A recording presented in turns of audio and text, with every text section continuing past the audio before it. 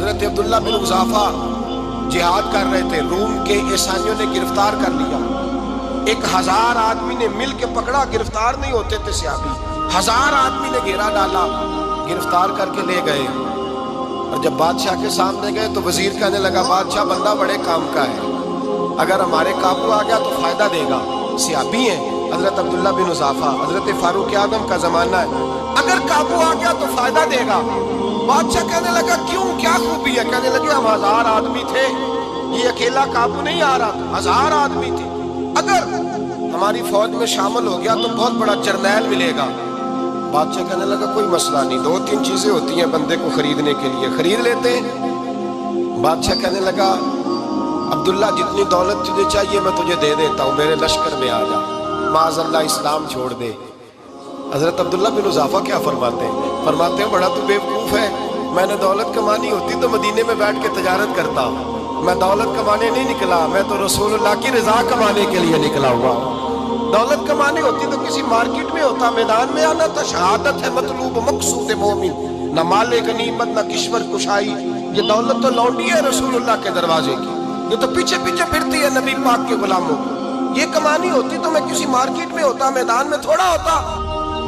عبداللہ بن حذافہ سے دوسری چال چلی، کہنے لگے میاں عہدہ جو تجھے چاہیے، میں بادشاہ ہوں، میرے نیچے جو عہدہ تو کہے گا وہ تجھے مل جائے گا۔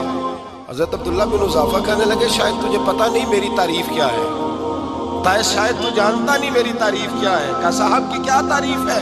کہنے لگے میں رسول اللہ کا صحابی ہوں، اور کائنات میں سب سے بڑا عہدہ مصطفیٰ کے صحابی ہونے کا عہدہ ہے۔ صحابہ وہ صحابہ تھے جن کی ہر صبح عید ہوتی تھی، خدا کا قرب حاصل تھا، نبی کی دید ہوتی تھی۔ فرمایا میں نے حضور کے جلوے دیکھے ہوئے ہیں، مجھے عہدے کی ضرورت ہی نہیں، اور میں نے عہدہ لینا ہوتا تو میں سیاست کرتا، میں تو شہادت لینے نکلا ہوں میدان میں، عہدے کا میں نے کیا کرنا ہے؟ اب بادشاہ کہنے لگا اسے قتل کر دو۔ وزیر کہنے لگا نہیں، ایک بات اور ہے، مجھے ایک چال اور چلنے دو۔ کہا وہ کیا؟ کہنے لگے میری بیٹی بڑی خوبصورت ہے، مجھے موقع دو، اپنی ہی بیٹی کو سجا بنا کے، وہ جوان جس کی جوانی اتنی بڑی ہے کہ 1000 آدمی مقابلے میں کھڑا نہیں ہوتا، اس جوان کے کمرے میں رات کی تنہائی میں بنا سوار کے بی بی کو بھیجا۔ وہ بی بی کہتی ہے میں ساری رات بن سور کے اس صحابی کے کمرے میں بیٹھی رہی، لیکن یہ کیا شخص تھا، ساری رات ہی مصلے پہ بیٹھا رہا، ساری رات ہی، کچھ دیر تھک جاتا تو یہ کریم رسول پہ درود پڑھنا شروع کر دیتا۔ بی بی کہتی ہے سحری ہو گئی تو میں نے چھو کے دیکھا کہ انسان ہے کہ جن ہے، یہ بندہ ہے کہ فرشتہ ہے، چھو کے دیکھا۔ کہنے لگے پیچھے ہٹ جا۔ میں نے کہا میں نے تو سنا تھا تو 1000 کے مقابلے میں ہے، اور تو اتنا بے حس ہے کہ بنی سوری دلہن بیٹھی ہے، تو نے نظر نہیں کی؟ عبداللہ بن حذافہ، بی بی کہتی ہے نظر پھر نہیں اٹھائی، نظر پھر جھکی ہوئی ہے۔ کہنے لگے بی بی میں مجبور ہوں، اب میرے اوپر کوئی حسن نہیں چلتا، میں نے جلوہ بدوحا کا دیدار کیا ہوا ہے، اب میری نگاہوں میں جچتا نہیں کوئی، اس لیے کہ جیسے میرے سرکار ہے ایسا نہیں کوئی۔ کبھی بھی اب نہیں کسی کا میرے اوپر جادو چلتا، میں نے مصطفیٰ کو، اور کہا ذرا پیچھے ہٹ کے بیٹھ، مجھے میرے رسول نے غیر محرم سے بچنے کا حکم دیا ہے، ذرا پیچھے ہٹ کے بیٹھ۔ سحری کا وقت تھا، وہ بی بی کہتی ہے اس نوجوان کے جملے میرا سینہ چیر گئے، کلیجہ پھٹ گیا، چیخ نکلی، میں کفر کے عالم میں روئی۔ میں نے کہا مجھے بتا تو صحیح، آخر یہ جذبہ کہاں سے ملتا ہے، آخر یہ روشنی تو میں نے دیکھی نہیں، کہاں سے آتی ہے؟ ایک میرا باپ ہے جو بنا سور کے مجھے تیرے کمرے میں چھوڑ گیا، بتلا یہ کہاں سے کیف آتے ہیں؟ عبداللہ بن حذافہ کہنے لگے اگر کیف لینا ہے تو بھی میرے مصطفیٰ کا کلمہ پڑھ جا، آ جا دروازہ رسول پہ جھک جا، مل جائے گا۔ سویرے دروازے پہ باپ آیا بیٹی سے رزلٹ لینے، دروازہ کھولا تو بیٹی نقاب پہنے باہر آئی۔ باپ کہنے لگا کیا بنا؟ کہنے لگی پیچھے ہٹ جا، تو غیر محرم ہے، کافر ہے، میں مسلمان ہوں۔ اس نے کہا کیا ہوا؟ کہنے لگی تیرے جیسے کو باپ کہوں، تیرے جیسے کو جو مجھے استعمال کر رہا تھا، میں تجھے باپ نہیں مانتی، میں اب رسول والی ہو گئی ہوں، میں حضرت فاطمہ کی کنیزہ ہو گئی ہوں، میں اب نبی کریم کی خادمہ ہوں، خبردار میرے قریب نہ آنا۔ یہ دعو بھی ناکام ہوا۔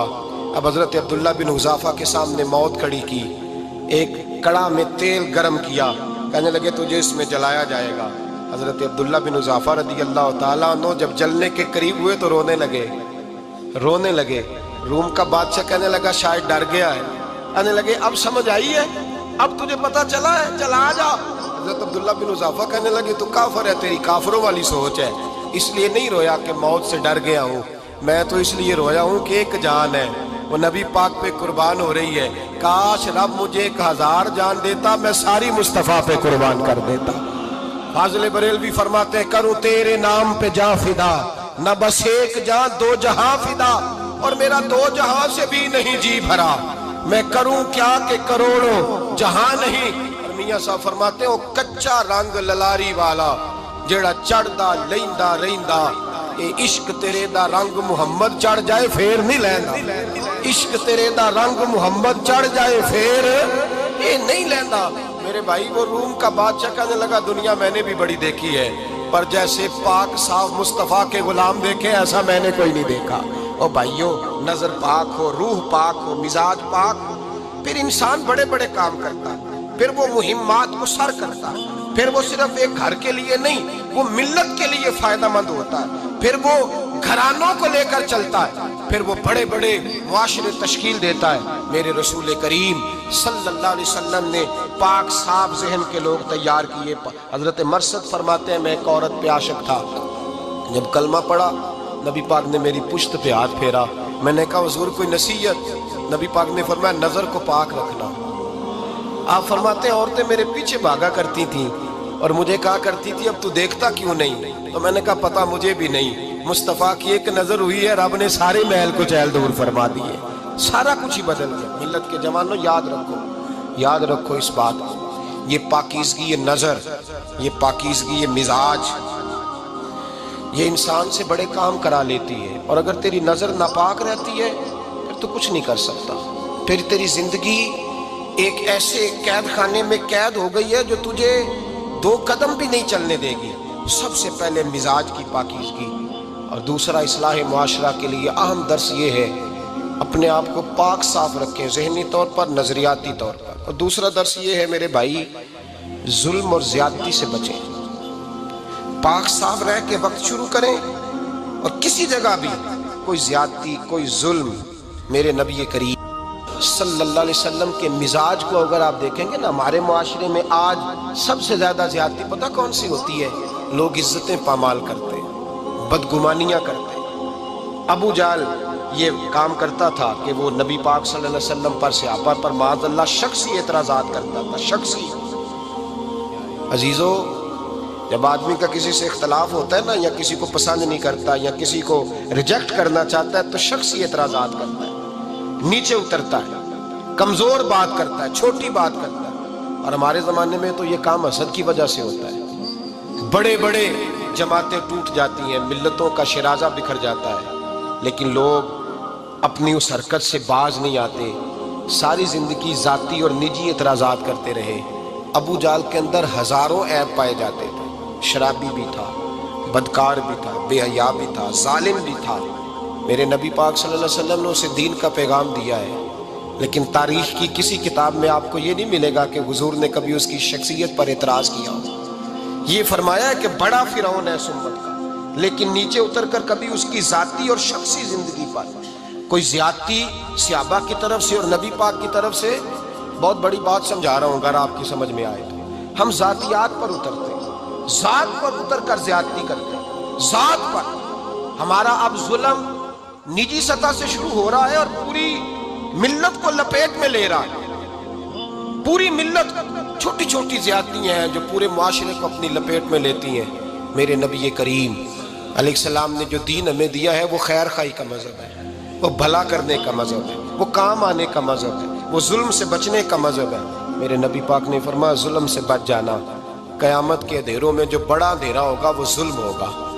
اصلاح معاشرہ کانفرنس کا پہلا سبق میں نے عرض کیا کہ نظر کو، ذہن کو، سوچ کو پاک رکھیں، اور دوسرا زندگی میں کبھی زیادتی نہ کریں، کبھی بھی اپنے مخالف پر بھی کبھی شخصی، ذاتی اور نجی اعتراضات نہ کریں۔ یہ انسان کے اندر کا ظلم ہوتا ہے، ہمارے گھروں کے اندر سے ظلم جنم لینے لگا ہے۔ روز بہو پہ تیل چھڑکا جاتا ہے، روز کسی نہ کسی شہر سے، اپنے ہی گھر سے، اپنے ہی چراغ کو بند کرنے کی خبر نکلتی ہے۔ سڑکوں پہ، چوکوں پہ، چوراہوں میں غریب مسلے جاتے ہیں، جس کے ہاتھ جہاں تک پہنچتے ہیں وہ وہاں تک معاذ اللہ زیادتی کر گزرتا ہے۔ اگر قوم ظلم سے بچنے لگے، زیادتی سے بچنے لگے، تکلیف دینے سے بچنے لگے تو معاشرہ سنور جائے گا۔ میرے رسول کریم علیہ السلام نے اپنے غلاموں سے پوچھا تھا، بتاؤ مفلس کون ہوتا ہے؟ کون ہے جس کے پاس کچھ نہیں ہوتا؟ صحابہ نے کہا، یا رسول اللہ جس کے پاس پیسے نہ ہو۔ بخاری مسلم متفق علیہ حدیث ہے۔ نبی کریم نے فرمایا، نا بھائی، مفلس تو وہ ہوگا جو قیامت کے دن احد پہاڑ کے برابر نیکیاں لے کے آئے گا۔ یا رسول اللہ اتنی نیکیاں پھر بھی مفلس ہے، پھر بھی غریب ہے؟ تو نبی پاک نے فرمایا، نیکیاں پہاڑ کے برابر ہیں، پر اس نے چغلیاں بڑی کی ہیں، غیبتیں بڑی کی ہیں، مذاق بڑے اڑائے، اس نے لوگوں پر پھپتیاں بڑی کسی، تان و تشنی بڑے کیے، ظلم بڑے کیے، گالی بڑی دی، لوگوں کے بارے میں بری باتیں کی۔ اب رب کریم نے وہ ساری نیکیاں لوگوں میں بانٹ دی، یہ مفلس ہو گیا، غریب ہو گیا۔ زیادتی نہیں کریں، ظلم نہ کریں، اپنی نجی زندگی سے لے کر، گھر کے اندر سے لے کر اجتماعی زندگی تک زیادتی سے بچیں۔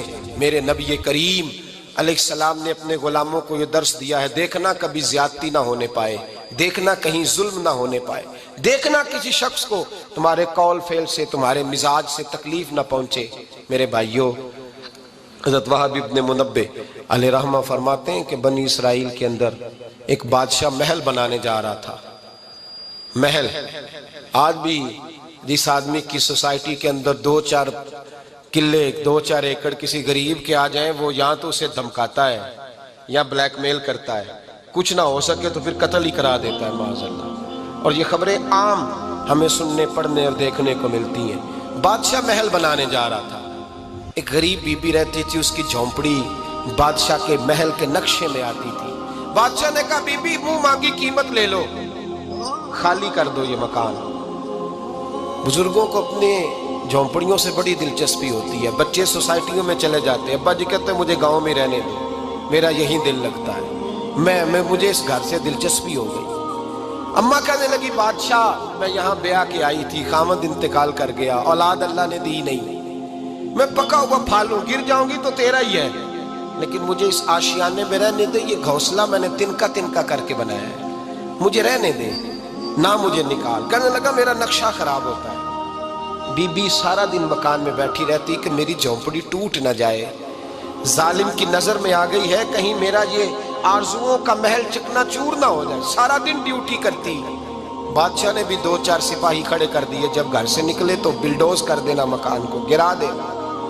وہ خاتون کتنی دن بندہ بیٹھ سکتا ہے؟ ایک دن سر شام گھر سے نکلی، 2-1 گھنٹے کے بعد واپس آئی تو مکان گر گیا تھا، دیوار بن گئی تھی۔ حضرت وہب ابن منبہ فرماتے ہیں، بس اس نے دعا کی، اس نے دعا کی تو رب کریم نے وہ شہر سارا تباہ کر دیا۔ اس بی بی نے 2 جملے کہے تو الٹ پلٹ دیا وہ سارا شہر۔ میرے نبی کریم علیہ السلام نے فرمایا، جب مظلوم کے ہاتھ دعا کے لیے اٹھتے ہیں تو عرش کا مالک آسمان سے کہتا ہے، کھول دے سارے دروازے، اس کے بیچ کوئی پردہ نہیں رہنا چاہیے، آنے دے، مظلوم ہے، اس پر ظلم ہوا ہے، ظلم ہوا ہے۔ لوگ کہتے ہیں میں بے چین رہتا ہوں صاحب، مولانا صاحب، پیر صاحب، وہ گھر کے کونے سے چیخنے کی آواز آتی ہے، کوئی دم مل جائے، کوئی تعویذ ہو جائے، کچھ ایسا ہو جائے کہ بچت ہو جائے، کوئی ایسی پھونک لگ جائے کہ آرام آ جائے۔ تو میں کہتا ہوں بھائی، اگر بڑے دم کرانے سے بھی فرق نہیں پڑا، اگر بڑے تعویذ لینے سے بھی چیخیں بند نہیں ہوئی، تو ذرا ٹٹول کے دیکھ لو، کہیں کسی یتیم کی آہیں ہی نہ دفن ہو وہاں، کہیں کسی غریب کا گوشت تو نہیں دبا لیا، کہیں کسی کو لوٹ کے تو دیوار نہیں بنا لی، کہیں کسی کا مکان پہ قبضہ کر کے تو نہیں بنایا۔ اگر لوٹ اور حرام کا مال ہو تو پھر چیخیں بند نہیں ہوتی، پھر سکون سے سویا نہیں جاتا، پھر وہاں آرام کی نیند نہیں آتی۔ حضرت وہب ابن منبہ فرماتے ہیں، بی بی آئی اور آ کر کے اس نے جب دیکھا میرا گھر ٹوٹ گیا ہے، محل ٹوٹ گیا ہے، حالات بدل گئے ہیں، وہ خاتون آتی ہے اور میرے بھائی دعا کی تو اس نے انداز ہی بدل کے رکھ دیے۔ مکان سے نکلی تو مکان ٹوٹ گیا، اور فرماتے ہیں واپس آئی تو ہاتھ پھیلا کے پتہ کیا کہتی ہے؟ کہتی، اے اللہ، میں تو موجود نہیں تھی، بتا تو کہاں گیا تھا؟ تو بھی موجود نہیں تھا، میں تو نہیں تھی، پر تو کہاں تھا؟ بس رب کریم نے حضرت جبریل کو حکم دیا، فرمایا یہ بستی الٹ دو، ساری تباہ کر دو، یہ لوگ نہیں رہنے چاہیے، جو ظلم تو سہتے ہیں بغاوت نہیں کرتے، نہیں رہنے چاہیے۔ صاحب طبقات کہتے ہیں میرے مصطفیٰ کریم سید عالم صلی اللہ علیہ وسلم کے وصال ظاہری کے ایام قریب آئے تو حضور نے سرخ پٹی باندھی، تیز بخار ہے نبی کریم کو، 2 صحابہ سہارا دے کے مسجد میں لائے، نبی پاک علیہ السلام کو بظاہر سہارا دے کے لایا گیا۔ کریم رسول نے لوگوں کو جمع کیا، حضور آج کیا ہونے والا ہے، آج کیا کہا جائے گا، آج کس لیے میٹنگ بلائی ہے؟ نبی کریم کے کل صحابہ جب مسجد میں جمع ہوئے تو کھچا کھچ مسجد بھری ہے۔ وصال ظاہری سے چند یوم پہلے کی بات، نبی پاک نے فرمایا آج تمہیں کوئی جہاد کی ترغیب نہیں دینی، آج کوئی نیا پیغام نہیں دینا، آج تمہیں بتانا ہے کہ رب نے اپنے بندے کو اختیار دیا ہے، چاہے تو دنیا میں رہے، چاہے تو اس کی بارگاہ میں حاضر ہو جائے۔ اس عبد نے بارگاہ ربوبیت کی طرف لوٹنے کا ارادہ کر لیا ہے۔ حضرت صدیق اکبر رونے لگے تو صحابہ نے کہا تمہیں کیا ہوا؟ کہنے لگے سمجھ نہیں رہے، کسی کی بات نہیں کر رہے، نبی پاک تو اپنی بات فرما رہے ہیں، اس نے جانے کا ارادہ کر لیا۔ سنیے میرے بھائی، محبوب پاک نے فرمایا بھائی کسی شخص کو میری طرف سے کوئی تکلیف پہنچی ہو تو بدلہ لے سکتا ہے، بدلہ لے سکتا ہے، کسی کو تکلیف پہنچی ہو۔ صحابہ پھوٹ کے رونے لگے، محبوبہ کرم ہی کرم ہوا ہے، رحمت ہی رحمت آئی، آپ کے بارے میں گمان کرنے والا بھی دائرہ ایمان سے نکل جائے گا۔ حضور آپ کیا فرما رہے ہیں؟ فرمایا نہیں بھئی اٹھو۔ پیچھے سے جناب عکاشہ بن محصن اٹھے، ہاتھ کانپتے ہیں، آگے بڑھے، کہنے لگے یا رسول اللہ ایک جنگ کے موقع پر آپ نے درہ مارا تھا، ننگی پیٹھ پر صفیں سیدھی کراتے، بات دل میں رہ گئی ہے، میں نے بدلہ لینا ہے۔ نبی کریم نے فرمایا بلال دوڑ کے جاؤ، فاطمہ کے گھر درہ پڑا ہے، درہ لاؤ۔ سیدنا بلال حبشی کہتے میں گیا، دستک دی، سیدہ طیبہ طاہرہ حضرت فاطمہ فرمانے لگی بلال کیسے آئے ہو؟ اماں جی وہ درہ چاہیے تھا۔ سیدہ کو تشویش ہوئی، کہنے لگے بلال نہ تو جنگ پہ جانا ہے، نہ جہاد ہے، نہ کوئی ایسا موقع ہے، حضور کی تو طبیعت مبارک بظاہر بڑی علیل ہے، درہ کیا کرے گا؟ حضرت بلال عرض کرنے لگے اماں جی ایک صحابی بدلہ لینے لگے ہیں، صاحب طبقات نے جملے لکھے ہیں، کہتے ہیں بی بی صاحبہ نے درہ بھی دیا اور امام حسن حسین کو بھی باہر نکالا۔ فرمانے لگی عکاشہ سے کہنا 100 درے مارے، ان 2 شہزادوں کے جسم پر نبی پاک کے قریب نہ جائے، میں نے 2 بچے پیدا ہی اپنے محبوب پر قربان کرنے کے لیے کیے، ان کو لے جائے۔ حضرت بلال کہتے ہیں میں 2 شہزادے لے کے آیا، اور جب دروازے میں میں لے کے پہنچا تو نبی پاک نے دیکھا تو آنکھوں میں آنسو آ گئے۔ فرمایا ان کو بٹھا دو، مجھے پتا ہے فاطمہ نے کیا کہہ کے بھیجا ہے۔ حضرت سیدنا بلال فرماتے ہیں درہ میں نے جناب عکاشہ کو دیا، حضرت عکاشہ درہ لے کے آگے جو بڑھے تو حضرت ابوبکر صدیق نے ان کے پیروں پہ ہاتھ رکھا، فرمایا عکاشہ میری طرف آ یار، مجھے مار درے، نبی پاک کے قریب نہ جا۔ مصطفیٰ کریم نے فرمایا ابوبکر تو ہٹ جا، اسے آنے دے۔ فرماتے ہیں میں چند قدم آگے گیا تو مولا علی شیر خدا نے میرے پیر پہ ہاتھ رکھا، کہنے لگے عکاشہ سوچ تو صحیح تو کیا کر رہا ہے؟ حضور نے فرمایا علی ہٹ جاؤ، میرا اور ان کا معاملہ ہے۔ جناب عکاشہ آگے بڑھ رہے، نبی کریم نے فرمایا میں اپنی امت کو درس دینا چاہتا ہوں، خبردار خبردار زندگی میں تمہارے ہاتھ سے زبان سے کسی کو تکلیف نہ پہنچنے پائے، خبردار یاد رکھنا وہ معاشرے بگڑ جاتے ہیں، وہ معاشرے تباہ کر دیے جاتے ہیں جہاں ظلم ہوتا ہے، جہاں زیادتی ہوتی ہے، جہاں لوگوں کو ستایا جاتا ہے۔ محبوب کریم کے قریب آئے حضرت عکاشہ کا حضور میری پیٹھ ننگی تھی، آپ بھی ذرا کپڑا ہٹائیے۔ نبی کریم نے پیٹھ سے کپڑا ہٹایا، جناب عکاشہ نے درہ جو اٹھایا تو صحابہ کی چیخیں نکلی، حضرت عکاشہ نے درہ دور پھینکا، حضور کے بطن اطہر سے لپٹ گئے، چومنے لگے، کہنے لگے حضور وہ تو صفیں سیدھی کراتے لگ گیا تھا، آپ نے کہاں مارا تھا؟ یا رسول اللہ میں تو بہانہ بنا رہا تھا کہ جاتی دفعہ مجھے وجود چومنے کا موقع نصیب ہو جائے، مجھے یہ موقع نصیب ہو جائے۔ میرے حبیب نے فرمایا جس نے جنتی دیکھنا ہو میرے عکاشہ کی زیارت کر لیں۔ بھائی ظلم کا دروازہ کھلا ہوا اور لوگ بھول جاتے ہیں زیادتی کرتے ہوئے، وہ بہو سے ہی کیوں نہ کریں، وہ اپنے گھر کے بھول جاتے ہیں کہ شاید پوچھنے والا کوئی نہیں، شاید میزان نہیں لگے گا۔ ایران کے بادشاہ نے اپنے بیٹے کو پڑھانے کے لیے ایک استاد صاحب کا بندوبست کیا۔ استاد صاحب کو کہا کہ میرے بچے کو دین پڑھائیے، میں چاہتا ہوں کل اس نے عنان حکومت کو سنبھالنا ہے تو یہ دین سے آگاہ ہو جائے، اس کو کچھ سکھائیے پڑھائیے۔ بہت نیک بزرگ بڑے درویش عالم پڑھانے لگے، اسباق مکمل ہو گئے، دین کے اسباق قرآن مجید پڑھایا، احادیث طیبہ کا درس دیا، اصول فقہ سے روشناس کرایا۔ جب بچے نے مکمل تعلیم حاصل کر لی اور آمین ہو گئی، دستار ہو گئی، فارغ ہو گئے، تو پھر ایک دن استاد صاحب نے کہا بیٹے کل تم نے ضرور آنا ہے، کچھ بات کرنی ہے۔ شہزادہ گیا ملنے استاد صاحب سے، استاد صاحب نے کنڈی لگا لی، ہاتھ میں درہ پکڑ لیا، مار مار کے پورے وجود کو زخمی کر دیا، کوئی غلطی نہیں، کوئی بات نہیں، مارا۔ اب بچہ آیا آ کے بادشاہ سلامت سے کہا کہ ابا جی سمجھ نہیں آئی، بڑا مارا ہے استاد۔ تو سیانے تھے نا بادشاہ، یہاں تو قاری صاحب روز کٹہرے میں کھڑے ہوتے ہیں، مولوی صاحب آپ نے میرے بچے کو کیوں مارا ہے؟ آپ 8,000 کے مولوی ہیں، میرا کئی کروڑ کا بچہ ہے، سویرے بدل لیں گے، خبردار آپ نے بچے کو ہاتھ لگایا، اپنی حیثیت میں رہے معاذ۔ جو قومیں استادوں کو کٹہروں میں کھڑا کرتی ہیں وہ ترقی نہیں کر پاتی، جو استادوں کو کٹہروں میں روز کھڑا کرتے۔ کہا ابا جی بڑا مارا ہے، تو والد بڑے سمجھدار تھے، کہنے لگے بیٹا استاد باپ ہوتا ہے، وہ زیادتی نہیں کرتا، کوئی بات ہوگی میں تیرے استاد کو کٹہرے میں نہیں بلاؤں گا۔ اماں سے بات کی، اماں کہنے لگی بیٹا میں تیرے باپ سے کیسے بات کروں، ڈر آتا۔ وقت گزر گیا، 22 سال بیت گئے،